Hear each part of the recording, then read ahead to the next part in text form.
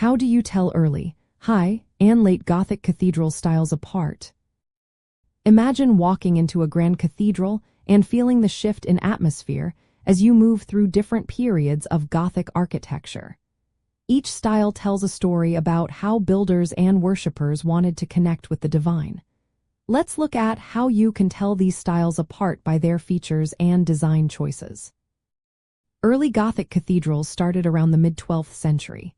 They are like the first steps in a new architectural language.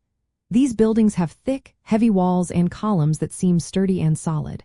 The arches are pointed but simple, and the vaults are ribbed but not very elaborate. Windows are tall and narrow with little decoration, called lancet windows, which let in some light but keep the structure feeling grounded.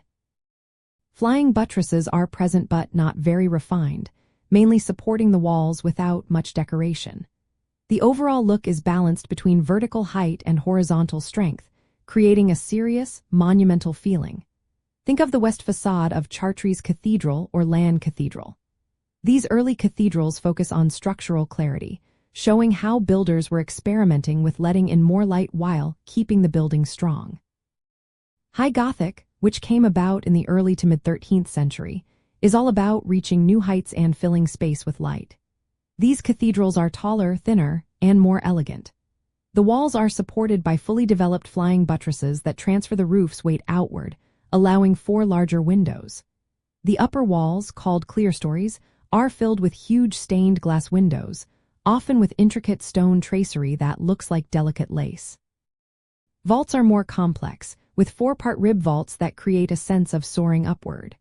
The facades become more ornate, with multiple portals, sculptures, and large rose windows with complex patterns. The overall effect is one of awe and spiritual elevation, meant to symbolize divine light and the soul's ascent. Examples include the main body of Chartres Cathedral, Reims Cathedral, and Amiens Cathedral. These buildings are designed to inspire and uplift visitors, making them feel closer to the divine. Late Gothic, which spans from the 14th to the 16th century, takes decoration to a new level. The focus shifts from just height and light to intricate surface ornamentation. Windows grow even larger, often covering entire walls with stained glass, creating a mystical glow inside. The tracery becomes more elaborate, with flame-like shapes called flamboyant tracery or the perpendicular style in England, characterized by strong vertical lines and fan vaults. The vaults are decorated with additional ribs that form star or net-like patterns. The facades are packed with pinnacles, crockets, and finials, giving the buildings a highly decorative appearance. Inside, the vaults are more complex, with secondary ribs called liurn ribs creating intricate patterns. All these details serve to tell biblical stories and reinforce religious teachings visually.